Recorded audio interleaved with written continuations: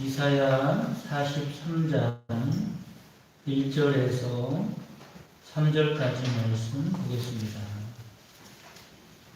이사야 43장 1절에서 3절까지 말씀 다같이 합독하겠습니다.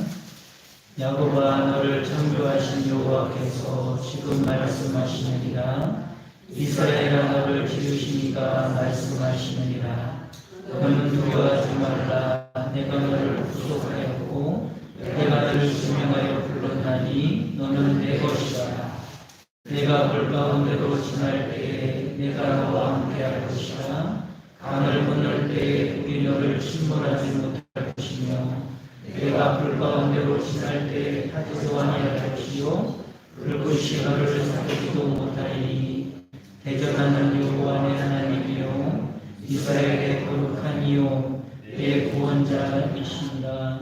내가 애굽을 너의 숙명불로 수수와 수라를 너를 대신하여 주었노라. 아멘. 할렐루야. 아멘.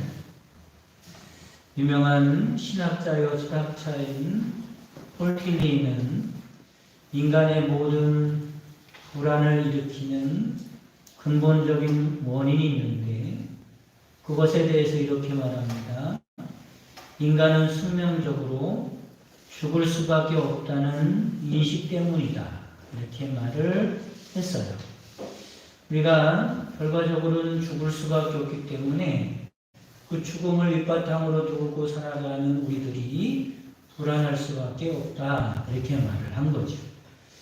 그래서 그런지 우리는 의식적이든 무의식적이든 죽음에 대한 말을 많이 하고 있죠. 요즘까지 추울 때는 뭐라고 말합니까? 추워 죽겠네. 이렇게 말하죠. 힘들 때는 힘들어 죽겠네. 이렇게 말합니다. 배고플 때는 또 뭐라 그래요? 배고파 죽겠네. 심지어는 재밌을 때는요, 재밌어 죽겠네. 그래요. 재밌는데 죽겠네 하는지 모르겠어요. 좋을 때는 좋아 죽겠네. 잠재적으로 죽음에 대한 두려움이 깔려있기 때문에 그것이 그렇게 표출이 되는 거죠. 그런데 죽음이라는 것이 얼마나 낯설고 부자유스러운지 모릅니다.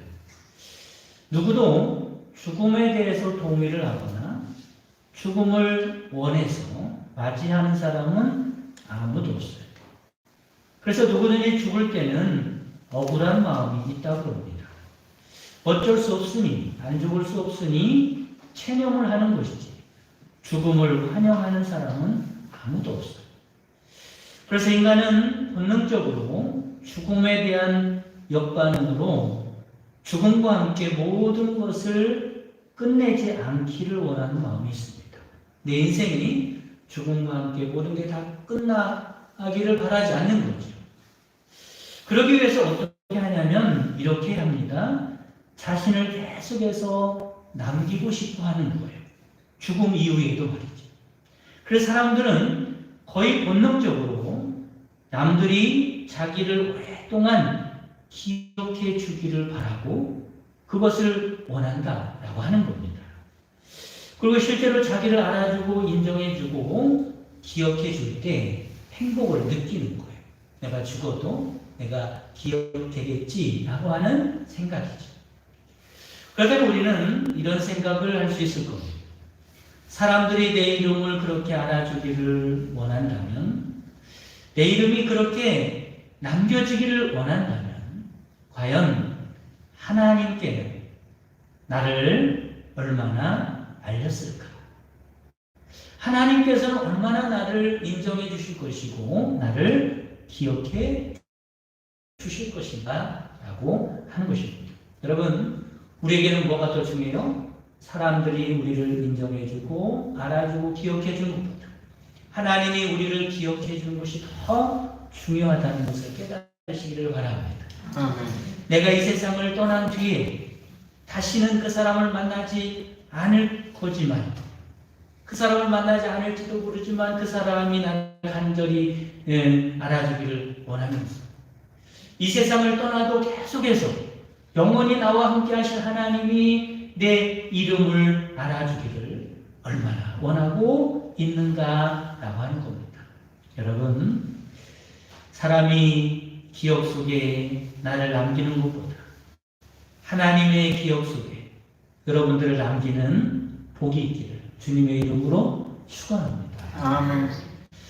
예수님의 산상설교 마지막 부분에 보면 비극적인 이야기가 소개되고 있어요.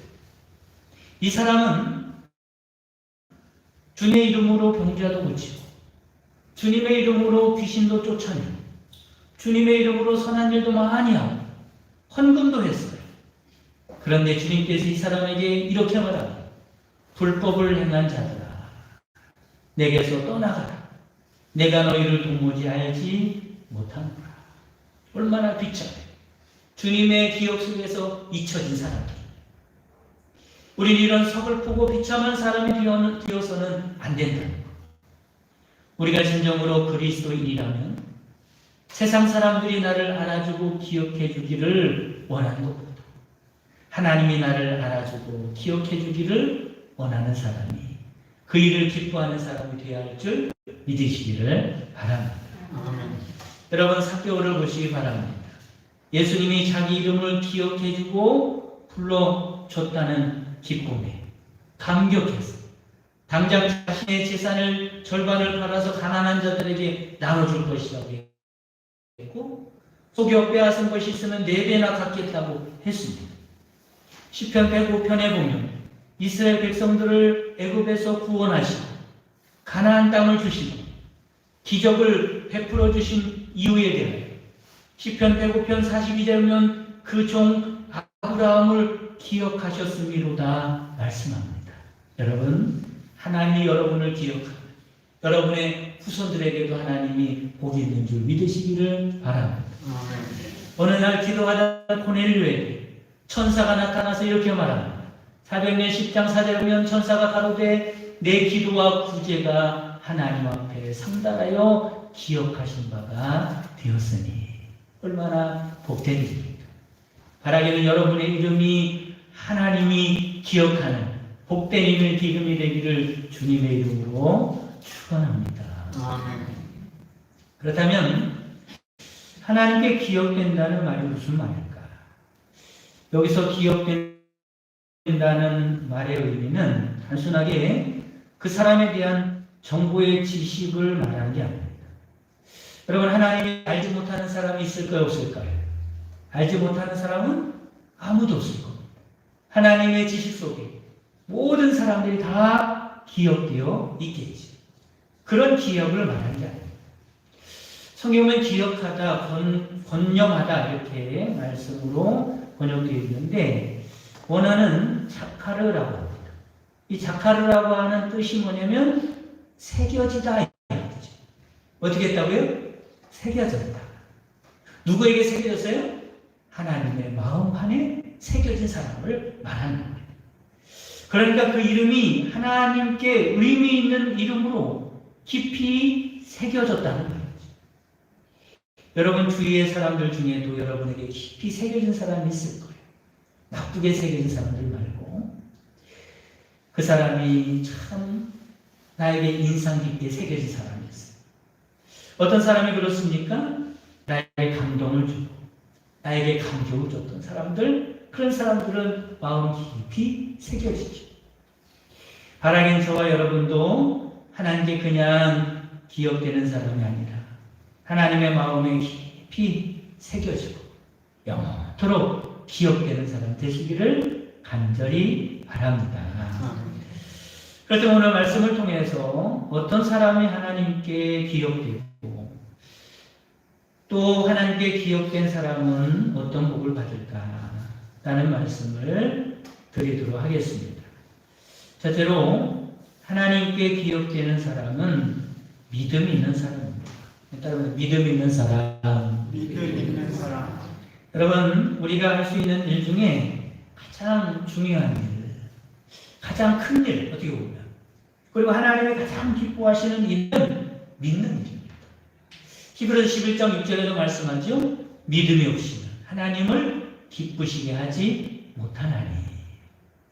믿는 것은요, 언뜻 보면 아무것도 안 하는 것 같고 별일 아닌 것 같이 보여도 그렇지 않습니다. 우리가 하나님께 할 수 있는 일 중에 가장 큰 일은 믿는 일임을 깨달으시기를 바랍니다. 그러므로 하나님께서는 믿는 자를 기억하시고 복을 주십니다. 오늘 말씀 1절에 보면 뭐라고 말씀하세요? 야곱아라는 말은 우리를 부르는 겁니다. 너를 창조하신 여호와께서 지금 말씀하시는 이스라엘아, 우리를 부르십니다. 너를 지으신 이가 말씀하십니다. 너는 두려워하지 말라. 내가 너를 구속하였고 내가 너를 지명하여 불렀나니 너는 내 것이라. 할렐루야. 믿으시기 바랍니다. 하나님께서 나를 위해서 하신 일입니다. 하나님 뭘 하셨다고요? 나를 지으셨다. 나를 구속하셨다. 나를 지명하여 부르셨다. 그래서 하나님의 소유를 삼으셨다. 하나님이 위대한 일을 행하셨다. 우리를 어떻게 그렇게 하셨어요? 독생자 예수 그리스도를 대가로 죽음에 내어주시고 이렇게 만들어주신 겁니다. 하나님이요 놀라운 일을 이루셨습니다.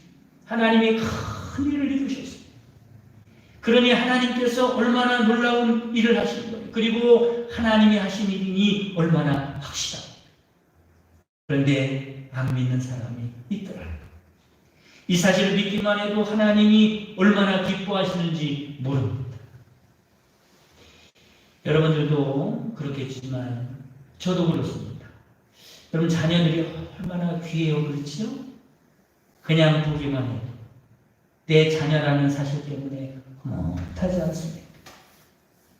나를 보고 아빠라고 부르면 가슴이 떨릴 때가 있어요. 어떻게 나를 아빠라고 부르냐? 얼마나 기쁜지 모릅니다. 내 자녀가 되어준 것에 감사하죠. 자녀를 낳는데도요, 엄마 같은 경우 생명을 걸고 낳지 않습니다. 그뿐만 아니라 자녀를 기르는 데 얼마나 수고를 많이 해요. 그런데 어떻게 생각하면 내 자녀가 된 것만으로도 얼마나 감사한 일입니다. 하나님도 그렇다는 하나님을 하나님으로 알고 하나님을 아버지라는 사실을 알아주기만 해도 하나님이 기뻐하시고 오히려 우리가 감사하고 기뻐해야 할 일인데도 불구하고 하나님이 기뻐하시고 감격한 우리 예배를 드릴 때나 기도를 할 때나 하나님을 어떻게 불러요? 하나님 아버지 그렇게 부른다. 하나님이요 막 가슴이 떨릴 것 같아요. 우리가 하나님을 아버지라고 알고 부르고 있으니 그 믿음으로 하나님께 나왔으니 얼마나 하나님이 기뻐하시겠습니까? 여러분 믿음을 가지심으로 하나님의 기억에 깊이 남는 여러분 되시기를 주님의 이름으로 축원합니다. 그리고 하나님께서는 이런 믿음이 있는 사람 하나님의 자녀들을 눈동자와 같이 지켜주시겠다고 말씀합니다. 당연하지. 내가 너를 지켜주겠다. 내가 너를 책임져 주시겠다. 주님이 지켜주신다면 걱정할 것이 뭐가 있겠습니까? 오늘 2절 말씀에 보면 내가 물가운데로 지날 때 내가 너와 함께할 것이다. 강을 건널 때 물이 너를 침몰하지 못할 것이다. 내가 불 가운데로 지날 때 타지도 아니할 것이다. 불꽃이 너를 사르지도 못하리니. 할렐루야. 이처럼 믿음 있는 자가 하나님께서 기억해 주시고 하나님께서 눈동자같이 보호해 주심을 믿으시기를 간절히 바랍니다. 두 번째는 하나님께 기억되는 사람은 하나님을 존중히 여기는 사람입니다. 따라해서 하나님을 존중히 여기는 사람. 우리가 잘 아는 말씀 사무엘상 2장 30절 말씀에 나를 존중히 여기는 자를 내가 존중히 여기고 나를 멸시하는 자를 내가 경멸하리라고 말씀합니다.